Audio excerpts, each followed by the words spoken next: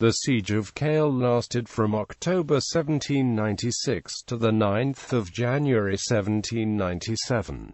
Habsburg and Württemberg regulars numbering 40,000, under the command of Maximilian Anton Karl, Count Baillet de Latour, besieged and captured the French-controlled fortifications at the village of Kehl in the German state of Baden-Durlach. The fortifications at Kehl represented important bridgehead crossing the Rhine to Strasbourg, an Alsatian city, a French revolutionary stronghold. This battle was part of the Rhine Campaign of 1796, in the French Revolutionary War of the First Coalition. In the 1790s, the Rhine was wild, unpredictable, and difficult to cross. In some places more than 4 or more times wider than it is in the 21st century, even under non-flood conditions. Its channels and tributaries wound through marsh and meadow and created islands of trees and vegetation that were alternate submerged by floods or exposed during the dry seasons. At Kehl and the city of Strasbourg lay a complex of bridges, gates, fortifications and barrage dams. These had been constructed by the fortress architect Sébastien Le Prestre de Vauban in the 17th century. The crossings had been contested before. In 1678 during the French-Dutch War, in 1703 during the War of the Spanish Succession, in 1733 during the War of the Polish Succession, and earlier in 1796, when the French crossed into the German states on 23–24 June. Critical to French success was the army's ability to cross the Rhine at will. The crossings at Hunningen, near the Swiss city of Basel, and the crossing at Kehl, gave them ready access to most of southwestern Germany. From there, French armies could sweep north, south, or east, depending on the military goal. Throughout the summer of 1796, the French and the Austrians had chased each other back and forth across the South German states. By October, the Austrian force, under the command of Archduke Charles, had pushed the French back to the Rhine. With the conclusion of the Battle of Schliengen on the 24th of October, the French army withdrew south and west toward the Rhine. The French commander, Jean-Victor Moreau, offered an armistice that the Archduke was inclined to accept. He wanted to secure the Rhine crossings so he could send troops to northern Italy to relieve Dago, but Sigmund von der Wurmser besieged Mantua. An armistice with Moreau would allow him to do that. However, his brother, Francis II, the Holy Roman Emperor, and the civilian military advisers of the Aulic Council categorically refused such an armistice, forcing Charles to order simultaneous sieges at Hunningen and Kehl. These tied his army to the Rhine for most of the winter. On the 18th of September 1796, the Austrians temporarily acquired control of the Tetz upon joining Kehl and Strasbourg until a strong French counter-attack forced them to retreat. The situation remained in status quo until late October, immediately after the Battle of Schliengen, while most of Moreau's army retreated south to cross the Rhine at Hunningen. Count Baillet de Latour moved north to Kehl to begin the siege. On the 22nd of November, the French defenders at Kehl, under Louis de Saxe and the overall commander of the French army of the Rhine and Moselle, Jean-Victor Marie Moreau, almost ended the siege when they executed a sortie that nearly captured the Austrian artillery park. In early December, the Austrians expanded the siege, connecting a grand parallel with a series of batteries in a semicircle around the village and the bridges. By late December, the completed Austrian batteries connected with the captured French fortification called Bonnet de Preta. For these positions, the Austrians bombarded the French defences with enfilade fire. After the defences were thoroughly riddled by heavy bombardment from the besiegers, the French defenders capitulated and withdrew on the 9th of January 1797.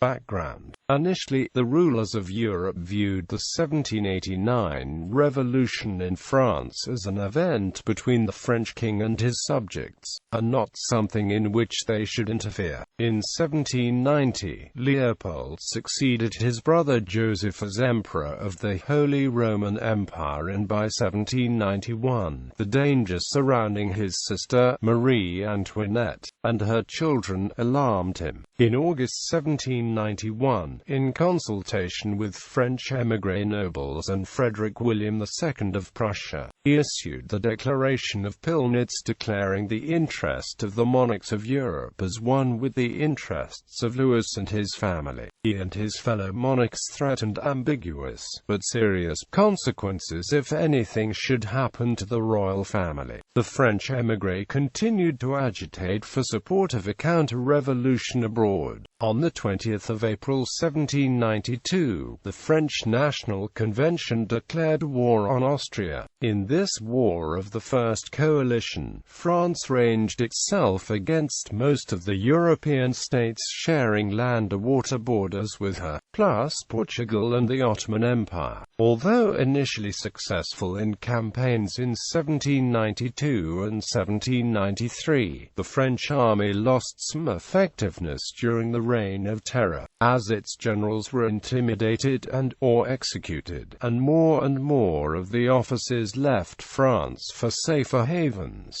Campaign of 1796.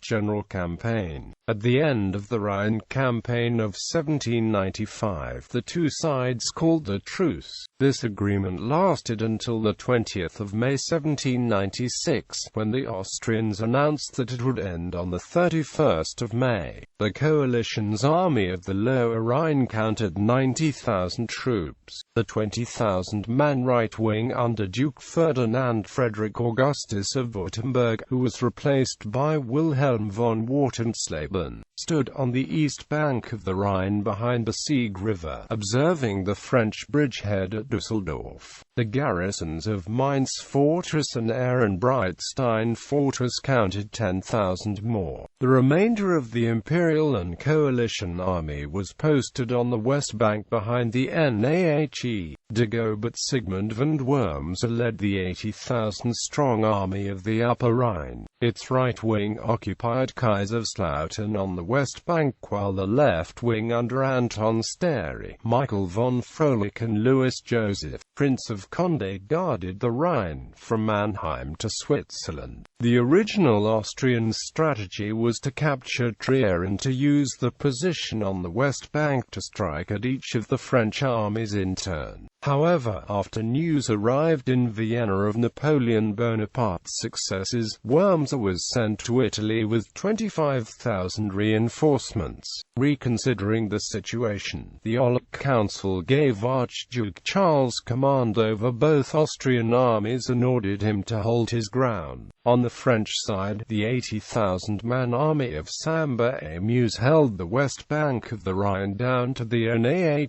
and then southwest to Sankt Wendel. On the army's left flank, Jean-Baptiste Kéliacut-Ber had 22,000 troops in an entrenched camp at Düsseldorf. The right wing of the army of Rhine-Moselle was positioned behind the Rhine from Hunningen northward, centered along the Queek River near Landau, and its left wing extended west towards Saarbrücken. Pierre-Marie Barthélemy Farino led Moreau's right wing at Hunningen. Louis de Saxe commanded the centre and Laurent Wouvier and Saint-Cyr directed the left wing. Farino's wing consisted of 3 infantry and cavalry divisions under François-Antoine Louis Boursier and Henri-François Delaborde. De Saxe's command counted 3 divisions led by Michel de Beaupuy, Antoine Guillaume Delmas and Charles-Antoine Zintraille. Saint-Cyr's wing had 2 divisions commanded by Guillaume Philibert du Hesme and Alexandre Camille Tarponia. The French Grand Plan called for 2 armies to press against the flanks of the Northern Coalition armies in the German states while simultaneously a Third Army approached Vienna through Italy. Specifically, Jean-Baptiste Jourdan's army would push south from Düsseldorf, hopefully drawing troops and attention toward themselves, which would allow Moreau's army an easier crossing of the Rhine. According to plan, Jourdan's army feinted toward Mannheim, and Charles quickly reapportioned his troops. Once this occurred, Moreau's army attacked the bridgehead at Kehl, which was guarded by 7,000 imperial troops recruited that spring from the Swabian circle polities, inexperienced and untrained, which amazingly held the bridgehead for several hours, but then retreated toward Rastatt. Moreau reinforced the bridgehead with his forward guard, and his troops poured into Baden unhindered. In the south by Basel, Farino's column moved speedily across the river and advanced up the Rhine along the Swiss and German shoreline, toward Lake Constance, and spread into the southern end of the Black Forest. Anxious that his supply lines would be overextended as his army flanked, Charles began a retreat to the east. At this point, the jealousies and competition between the French generals came into play. Moreau could have joined up with Jourdan's army in the north, but did not. He proceeded eastward, pushing Charles into Bavaria, and Jourdan pushed eastward, pushing Wartenslebens autonomous corps into the Ernestine duchies. On either side, the union of two armies, Wartenslebens with Charles's and Jourdan's with Moreau's, could have crushed the opposition. Wartensleben and Charles united first, and the tide turned against the French. With 25,000 of his best troops, the Archduke crossed to the north bank of the Danube at Regensburg and moved north to join his colleague Wartensleben. There followed a summer of strategic retreats, flanking and reflanking maneuvers. Once Charles and Wartensleben's forces were reunited, the combined efforts pushed the French slowly to the east. The defeat of Jourdan's army at the battles of Amberg, Wurzburg and Altenkirchen allowed Charles to move more troops to the south. Preliminary action at Kehl, September 1796. While Charles and Moreau jockeyed for position on the eastern slope of the Black Forest, Franz Petrasch engaged the French between at Bruxelles. The troops there, under orders of General Scherb, included the 68th Demi-Brigade and 2 squadrons of the 19th Dragoons, had remained behind after the Battle of Ettlingen to observe the garrisons of Mannheim and Philipsburg. Scherb, realizing that his command was too small to withstand a concerted attack by the stronger Austrians, began a withdrawal. An initial attack on the French position resulted in favor of the French, who charged the Austrians with bayonet, and pushed Petrasch's troops back. Again, on 5 and 6 September, the Austrians and French spent most of the day skirmishing in advanced posts. This masked the Austrian intention of approaching Kehl and securing the crossing between the village and Strasbourg. By the 15th of September, part of Scherb's force arrived in Kehl, after having been continually harassed between there and Bruxelles. Once established in Kehl, this small cadre sought to strengthen the fortifications, but the lack of cooperation from villages and local peasants, and the exhaustion of the troops, prevented enhancements from proceeding with any speed. The Kehl garrison, under command of Balthasar Alexis Henry Schauenberg, consisted only of 1 battalion of the 24th Demi-Brigade and some detachments of the 104th. This was too weak to defend a position of such importance, or to develop additional extensive works. General Moreau detached a demi-brigade of infantry and a regiment of cavalry from his army in the Black Forest, with instructions to proceed by forced marches to Kehl, but General Petrasch sent Lt.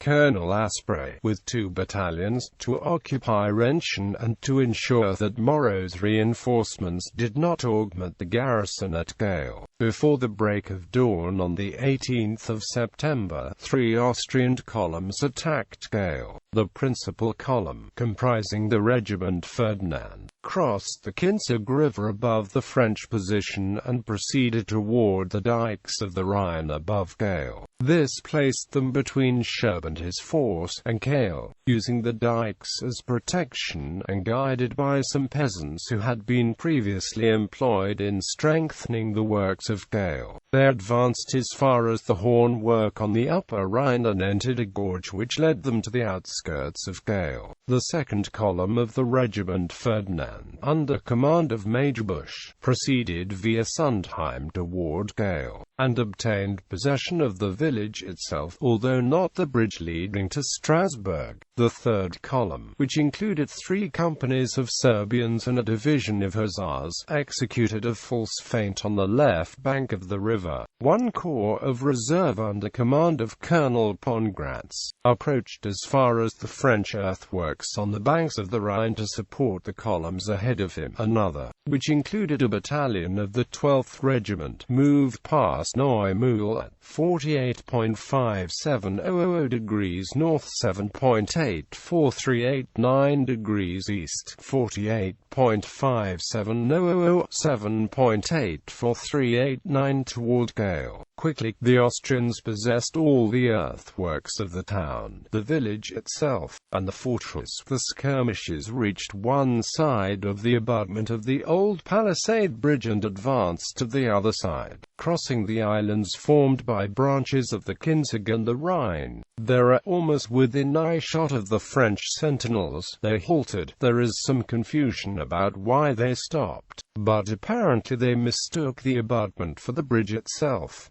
The French executed several attempts to retake the bridges. The 68th, under command of General Siege, was repulsed 3 times by the superior Austrian numbers and the murderous fire of case shot from 4 cannons that lined the principal road. The French cavalry tried to retard into Kehl via the Kinzig Bridge, but heavy Austrian fire destroyed most of them. Not until 1900 did fortune favor the French, when Lt.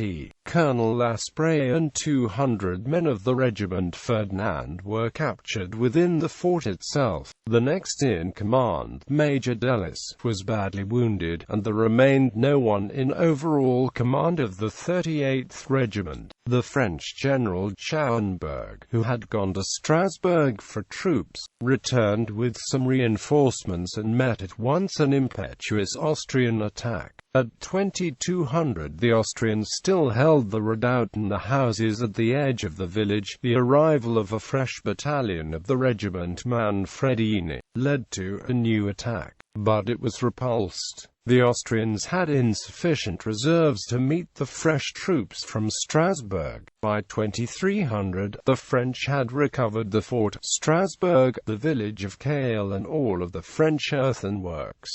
Impact of September action. Despite the limited success of Petrarch's action, it had a broad impact on the movements of the main armies of Moreau and Archduke Charles. By preventing French access to the Kehl-Strasbourg crossing, Petrarch forced Moreau to move south. Any retreat into France must happen via the bridges at Hunningen. Geography and politics. The Rhine River flows west along the border between the German states and the Swiss cantons. The 80-mile stretch between Rheinfall by Schaffhausen and Basel. The High Rhine cuts through steep hillsides over a gravel bed, in such places as the former rapids at Laufenburg. It moves in torrents. A few miles north and east of Basel, the terrain flattens. The Rhine makes a wide northerly turn in what is called the Rhine and enters the so-called Rhine Ditch, part of a rift valley bordered by the Black Forest on the east and Vosges Mountains on the west. In 1796, the plain on both sides of the river, some 19 miles wide, was dotted with villages and farms. At both far edges of the floodplain, especially on the eastern side, the old mountains created dark shadows shadows on the horizon. Tributaries cut through the hilly terrain of the Black Forest, creating deep defiles in the mountains.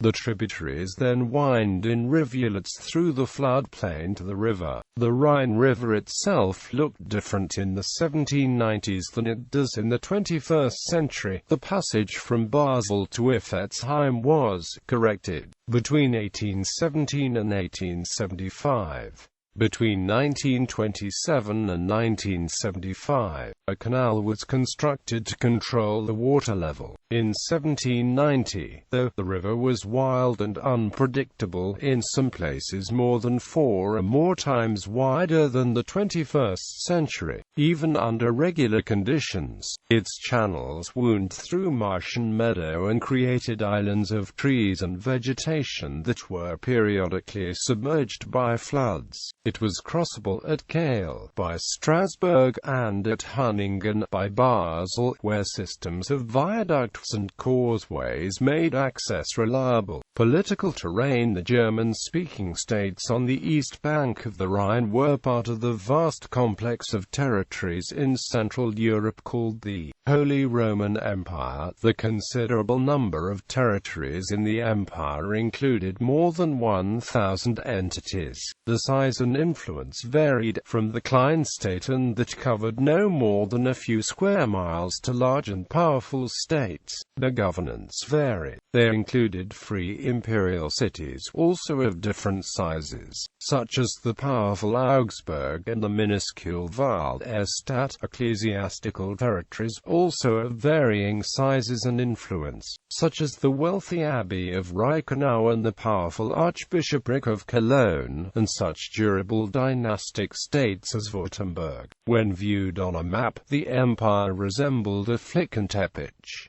Some states included non-contiguous pieces. Both the Habsburg domains and Hohenzollern-Prussia also governed territories outside the empire structures, such as the Habsburg territories in Eastern Europe and northern Italy. There were also territories completely surrounded by France that belonged to Württemberg, the Count of Somme, the Archbishopric of Trier, and Hesse-Darmstadt. Among the German-speaking states, the Holy Roman Empire's administrative and legal mechanisms provided a venue to resolve disputes between peasants and landlords, between jurisdictions, and within jurisdictions, through the organization of imperial circles. Groups of states consolidated resources and promoted regional and organizational interests, including economic cooperation and military protection.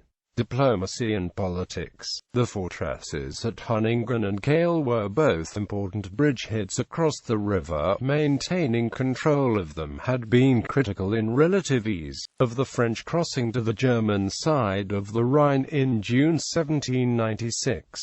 At Strasbourg, a once imperial city, and Kehl, the German village across the river from it, the first permanent bridge had been erected in 1338. In 1678, Strasbourg was taken over by France, and the bridge became part of the city's defense system. Louis XIV ordered the construction of the fortress by the famous architect, Sébastien Lepierre Cutestre of Orban, resulting in the construction of the star-shaped fortresses and bridgeheads in both locations. The principal fortresses lay on the west side of the Rhine. The bridgeheads and the smaller fortifications surrounding those lay on the west side. These protected the various bridges, barrages and viaducts connecting the east and west sides of the river. Consequences: the Austrian failure to hold Kehl and the Strasbourg crossing in September 1796 gave Moreau some measure of security in his actions in the Black Forest and the southern floodplain of the Rhine. If the Austrians had held the crossing, General Petrarch's entire corps could have fallen upon the French army, at the time debouching through the Black Forest defiles and congregating in Freiburg. With sufficient forces, Petrasch also could have advanced as far as Hunningen and carried its Stette point, which had fewer defenders than Kehl. Not only would this embarrass the French, who had, up to that point, maintained a steady and secure retreat westward out of southern Germany, it would trap the French army in Germany between Petrasch and the approaching Archduke Charles. After Schliengen, Moreau had only one avenue of escape, via the smaller crossing at Hunningen, which he used to move his army back to France. The question remained, however, over who would control the crossings. Charles had formulated a plan to circumvent that issue, and to free enough of his troops to send a relief force into northern Italy, where Dagobert and Wurmser held Mantua against the French. If the French would agree to an armistice, he could take command of the Rhine fortresses, the French would withdraw, and he could send a sizable force to northern Italy to help relieve Mantua. The siege of Mantua was long and costly, and had tied up a significant portion of both the French and Austrian force. The French Directory was willing to give up Mantua in exchange for the Rhine bridgeheads, which they deemed more important for the defense of France. Henry Jacques Guillaume Clark, their envoy sent to negotiate between the Austrians and the French in Italy, could not convince Napoleon Bonaparte to allow the Habsburgs to keep Mantua. Napoleon flatly refused the suggestion, maintaining that Mantua was the keystone to the conquest of Habsburg Italy and to maintaining pressure on the Habsburgs in the capital of Vienna. Charles advised his brother of the French Directory's offer, but it was flatly refused by the Emperor and the civilian military advisers on the Aulic Council. He was instructed to lay siege to the fortresses, to take them, and secure any possible French access to southern Germany via the Rhine. The Aulic Council still believed Austrian forces could relieve Mantua. Consequently, by tying Charles down at the Rhine, besieging the Vauban fortresses at the river, the council effectively sealed the fate of Wurmser's troops in Mantua. After it became clear that Charles was locked into place at Kehl and Hunningen, Moreau moved 14 demi-brigades to Italy, leaving behind modest forces on the Rhine. Two Austrian columns sent from Vienna failed to reach the beleaguered counterparts in Mantua, which fell on the 2nd of February 1797.